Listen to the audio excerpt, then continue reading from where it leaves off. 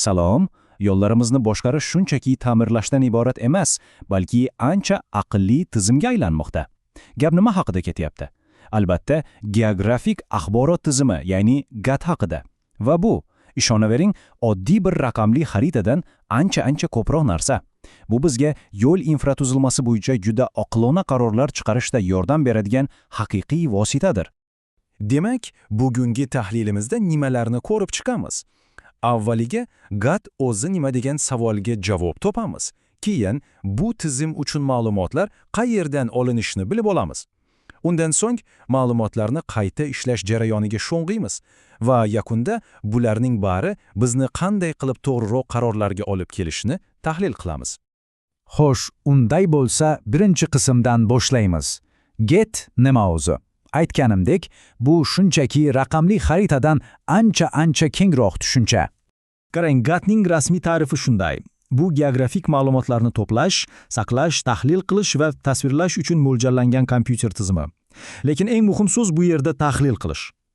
GATT shunchaki ma'lumotlarni ko'rsatib bermaydi. Yo'q, u ularni to'playdi, saqlaydi va ana endi eng asosiy qismi, u bu ma'lumotlarni tahlil qilib bizga javoblar beradi.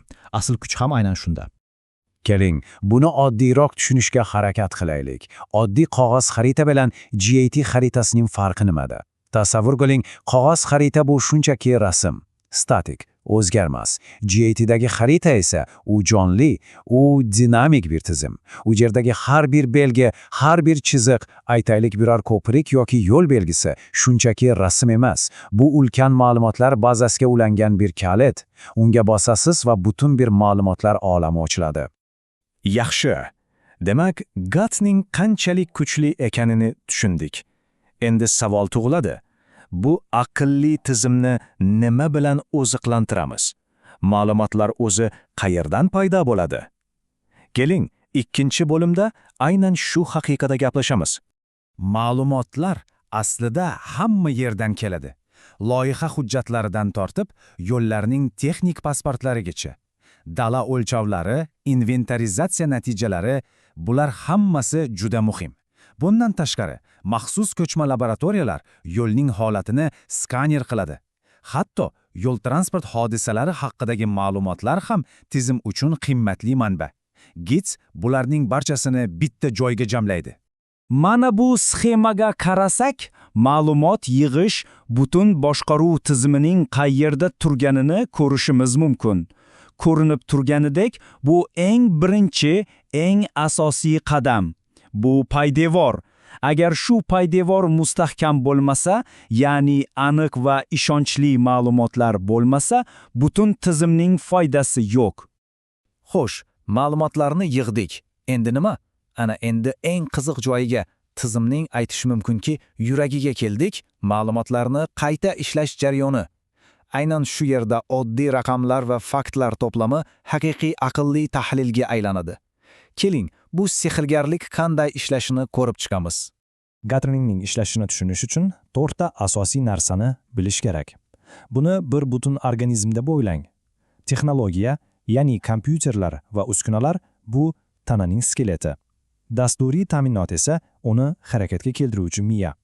Ma'lumotlar bu tanadagi qon, hayot manbai va albatta 4-inchisi inson, ya'ni tahlilchi. U bu tizimning qalbi va ruhi.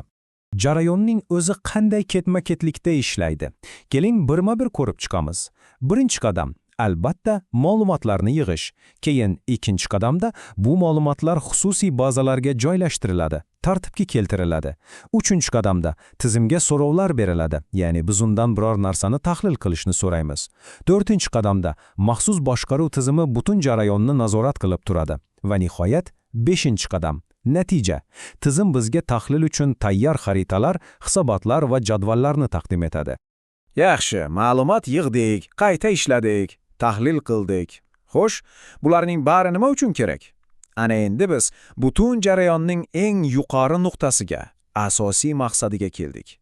Bu shunchaki texnologiya emas, bu bizga yo'llarimiz haqida ancha yaxshi, ancha aqllona qarorlar qabul qilishga yordam beradigan vosita.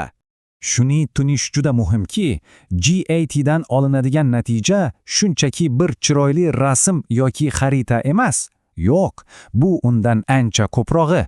Bu interaktiv, jonli bir vosita. Uning yordamida mutaxassislar qaysi yo'lda avariyalar ko'p bo'layotganini ko'rishi mumkin. Biror joyni ta'mirlash qanday oqibatlarga olib kelishini oldindan modellashtirishi mumkin. Ya'ni strategik rejalashtirish uchun juda kuchli qurol. Eng muhimi, bularning bari taxminlarga emas, aniq ma'lumotlarga asoslanadi. Mana bu fikr GATTning butun mohiyatini ochib beradi nazarimda. GATTning o'zi qaror qabul qilmaydi. Bu juda muhim. Texnologiya insonning o'rnini bosmaydi, aksincha, unga yordam beradi, uning ishini osonlashtiradi. GATT qaror qabul qiluvchi odamga mana barcha ma'lumotlar, tahlillar sening qo'lingda. Endi marhamat qilib eng to'g'ri qarorni o'zing qabul qil degandek bo'ladi. U xo'jayin emas, u eng aqlli yordamchi. Shosh, xulosa qilib, kelajakka bir nazar tashlaylik. Mana shunday texnologiyalar O'zbekistonda keng qo'llanila boshlasa, bu bizning yo'llarimiz kelajagini qanday o'zgartirib yuboradi? Bu nafaqat yo'llarning holatini yaxshilaydi, balki butun infratuzilmani boshqarishga bo'lgan yondashuvimizni tubdan o'zgartirishi mumkin. O'ylab ko'rishga arziydigan savol, shunday emasmi? Chunki kelajak allaqachon shu yerda.